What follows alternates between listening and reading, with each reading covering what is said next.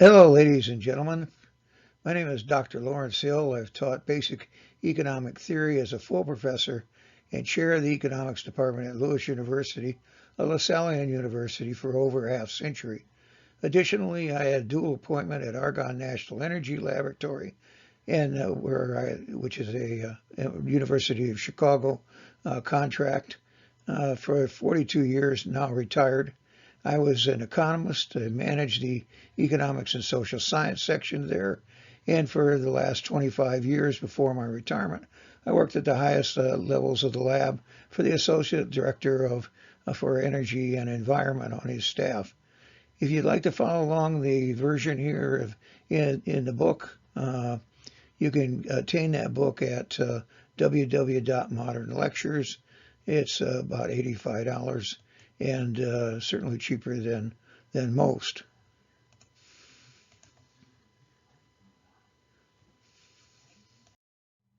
My objective here is to have fun in addition to teaching you the basic economic theories. Listen to Hill's stories and turn on the dull theory into the live and many times funny, relevant experiences that framed and rewarded my career in a highlight of each concept. I truly believe that I've never worked a day in my life. My hobby is my work, and I still look forward to the first day of class, and I'm always saddened by the last day of class. Well, let's begin our work. The USS economy is big. It's football fields long, if you give the analogy of being one of our aircraft carriers, and it's run in this conning tower by the President and the Senate and the House of Representatives. They're the ones who decide where we're going. We, of course, live in that boat, so our objective is twofold here. One, to choose the right people to go to the islands that we want as our goals, because you can't go to all of them at the same time. And secondly, to make the within our own little area, make that the best standard of living we can for our lives. So if you take a look at the goals, we could choose a more equitable distribution of income. We could choose price stability. We could choose economic freedom, our goal of economic security, economic growth, or full employment and full production. As you notice, we're going to do this in a scholarly way, but sometimes we'll have a little bit of fun and we'll change hats and move on. So under our system, we don't have a commissar. This is a authentic KGB hat. We're run actually by the President and the Senate and the House of Representatives. Those are the people who decide where we're going to go and when we're going to do it. Well, we hope to have some electrifying lectures. We are going to take it systematically, looking at that aircraft carrier that we're going to call the USS Economy. We're going to start down at the most basic place we can. That's with what an economic theory is. And we'll move all the way to the top here where we get the functions of government and we see what government is supposed to be doing and why it does that. Well, we don't want to be the Mad Hatter here and run all over the place without having any control over the structure. So for each view graph that I've got, and you'll find those in the book as well, everything's broken up into a list, definition, and theory. This is actually true for any course that you ever take, list, definition, and theory, and we'll label each one of the view graphs as a list, a definition, or a theory. It also comes in a grade of hardness here. You can go to an A-type question. There'll be relatively few of those on the exams and quizzes. Separate the A's from the B's. The B-type question with the old polar bear here, that's going to separate the B's from the C's. And then all those questions that you should be able to answer if you're a C student. And then we put the third category in here of essay questions, multiple choice, or essay and multiple choice. So we're going to have a structure here that'll allow you for each view graph to be able to tell what we feel the level of difficulty is going to be. Well, ladies and gentlemen, let's start our pursuit of the definition of economics and macroeconomics in general. We're going to start out at the most basic place we can. That is the definition of economics. Economics is a study of man's behavior in producing, consuming, and exchanging goods and services. Now, if I were in class here, I would pull out a piece of paper. I'd fold it up using origami, make myself a dog, and then ask somebody in class if they have a dog, and then I would simply give it to them. That's producing the dog through the origami. I'm consuming paper, and I'm exchanging that goods and services, this time for nothing, but usually, of course, we're going to do a price or a cost. But the key to the economics definition here is man's behavior. If I give each one of you $1,000, you're going to spend it differently. Yet my task is to be able, 95% of the time, be able to predict how you're going to spend that money. So for that, we're going to have to take a look at what we call inclusive theories and deductive reasoning, inductive and deductive reasoning.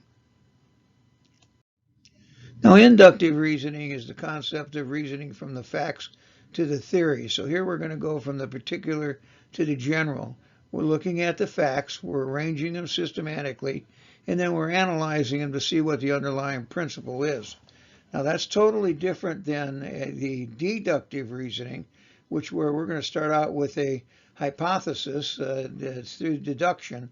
We're going to draw from a casual observation, insight, logic, and intuition to put a tentative, untested principle together, and then we're going to test for that principle. So for here, we're starting from the facts and inclusive reasoning, and over here, we're starting with, well, we think this is what it is, and we're going to try to prove that one way or the other.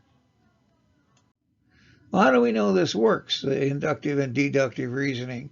Actually, we can go and ask the scientists about that and take a look at the history of diabetes. Back in the ancient Greek times, when the philosophers were thinking about it, the diabetes meant sweet urine.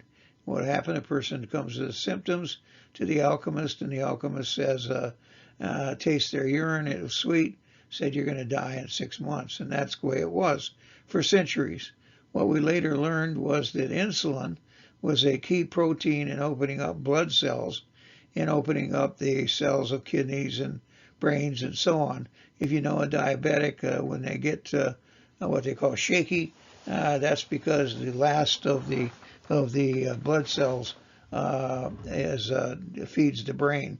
And when that one starts to get not enough energy, potassium being passed from the food and the blood cell to the brain cell, then they sort of get shaky. But today, you can live a long and prosperous life as a diabetic and be very happy because now we have the understanding of how it works and what to do about it.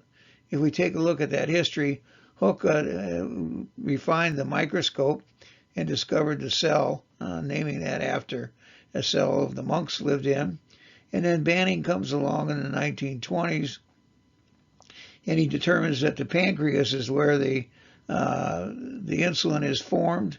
He uses experiments on dogs, and he comes up with the first insulin. So now it's not a death sentence to be a diabetic.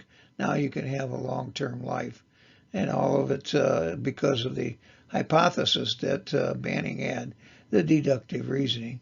Crick and Watson hypothesized that the inside of the nucleus has a double helix to it. They use crystallography to be able to prove that and come up with that great discovery that allows us now to look at the genome. And then, of course, now today an insulin pump is available to a diabetic, automatically putting in the insulin that they need and telling and alerting them when they don't have enough insulin and so on. So you can see this analogy is that it works and that we can use inductive and deductive reasoning to solve our problem of predicting man's economic behavior. Let's see if we can tell the difference here between inductive and deductive reasoning. Here we have a picture of a young person who's got a bottle of wine. Obviously, if we take a look at the facts, we got a bottle of whiskey, we got the young person, we got them sleeping. This must be a case of somebody who's gotten themselves drunk and fallen asleep. Now that's inductive reasoning. We've taken the facts and we've come up with a theory as a result of that. So we're looking from the facts to the theory, from the particular to the general. Now we know that that's not the case, so we're going to move on here. And under deductive reasoning, we do it somewhat oppositely. Now we're going to take a look at the picture and we're saying that doesn't make any sense to me. I got a hypothesis that this is some parent with a weird sense of humor. So now I'm going to use deductive reasoning, and this requires me to create a generalization or hypothesis through deduction, and then draw from casual observation, insight, logic, and to intuition to frame the creative and tentative principle, which we're going to call that hypothesis. So in this case, we could then go prove whether or disprove whether a hypothesis is right or not. So here we're starting out with the theory and going back and proving it. In the other place, we're starting out with the particular going to the general. So now we're ready to define an economic theory. An economic theory is a series of generalizations aimed at predicting man's economic behavior at some instant in time. Now, some instant in time is real important to us. We'll take a look at that in a second. It's composed of assumptions, deductions, and conclusions. So any economic theory, you're going to start out with assumptions, deductions, and conclusions. The assumptions are extremely important to us, so we want to make sure that we understand and do those as accurately as we possibly can. I've done a lot of work for lawyers in the past, economic predictions of consulting there, and a good lawyer when he goes after a case will simply spend the time on the assumptions, generally take about 20 minutes. A lawyer who doesn't know what's going on, it'll take hours before you get done with them, when the real key is here with assumptions, deductions, and conclusions. Now, your theory doesn't have to be right in the first place. You may be off by a great deal. So you're going to have ways to change that theory. And the first one is holding everything else constant. We call that its ceteris paribus. It's a little black box. We're only going to change one thing at a time, and we're going to see what happens. We're not going to change two things at a time, just one thing. If I have three variables, A, B, and C, I'm going to hold A and B constant, and I'm going to change C. And then if that doesn't work, I'm going to hold B and C constant and change A. And then I'm going to go the other way as well. So I'm only changing one thing at a time. The second way is to hold everything in constant and add an assumption. And the third way, of course, is to add and drop an assumption. With the statistics and the ability with computers these days, we can almost do that instantly. So let's take a look at an example out here. We have everyone in this class is going to be given $1,000. That's your assumption. Everyone is a student. Everyone in the class is an adult movie buff. And thirdly, everyone has a big nose with large veins running down it. So our deduction here is that we got everyone in class is going to spend the money. You never see a drunk or an adult movie addict, I guess, to save $1. They're all going to spend it on whatever their addiction happens to be. So they're going to spend the money on booze and adult-rated movies. Now the question is that a good theory? The answer is, obviously, it's not a good theory. So we've determined that it is a theory, but it's not a good theory. So what are we going to do about it? How are we going to change this theory? Well, the first way we're going to change the theory is to drop an assumption. We're going to drop the assumption that they have the large veins running down their nose and that they're boozers.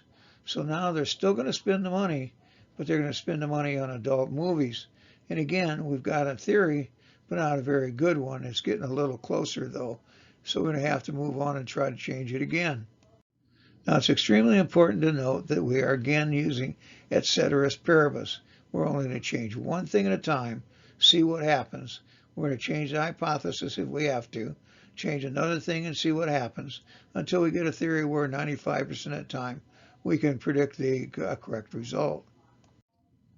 So this time we're going to add another assumption. We're going to add the assumption that they haven't paid their tuition.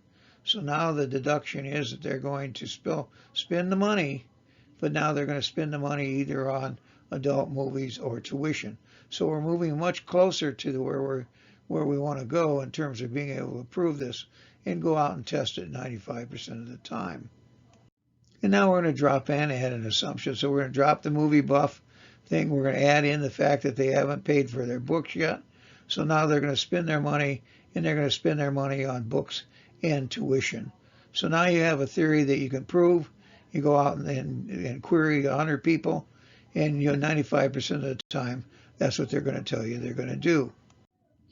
Now, if something comes along in the middle when you go to test it, you got to start all over again. Say a tornado hits the bookstore while you're in it or whatever.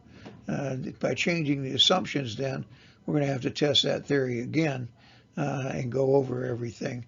And again, that's why you have this little black box. It's actually in the airplane, it's a red box or orange box. But the fact of the matter is we're holding everything in constant and seeing what happens.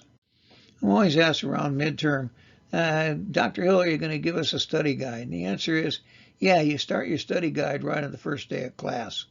And that's with making the note cards. If you make the note cards right, then you're going to have the best study guide you can for the midterm exam. And you start out with a 3x5 card, and on the top of it you put an L, a D, or a T. L standing for list, D for definition, T for theory. Then you go under that and you put a line that says A, B, and C. That's a different degree of difficulty. And then under that you put MC for multiple choice, E for essay, and MC/E for essay multiple choice. Underneath that, you're going to put the name of the question, and you're going to put the answer over here on the side, on the back of it. So you can take a look up here in the corner, and you've got it all outlined here. This F stands for a foundation as well. Generally, we won't use that one. But the title of the question on the front and the answer to the question in the back. And then in the study guide now, you're going to be able to sort those by multiple choice, essay, and multiple choice. Then you put them all into the foundation cards are going to be on top, the C cards. And then list definitions and theories on each pile. And then arrange the list definitions and theories in A, B, and C. So you're going to label everything, and then you're going to separate them out into definitions, theories, and lists. And then you're going to put the C's on top and go all the way down to the A student. So here at the bottom, I've given you an example of the cards and without the list definitions and theories on it. So you're going to fill those in up here, and that's what it's going to look like. And then you're going to have down here the others. So at the back of the book, we have all these listed for you. Although there are sometimes we'll bring things up in class that you want to add to it. So that's the end of chapter 1. If you don't have the book, you can get it at www.modernlectures.com, following along, and all the view graphs are in there, as well as all the exercises and everything else. All right, so we'll see you in topic 2.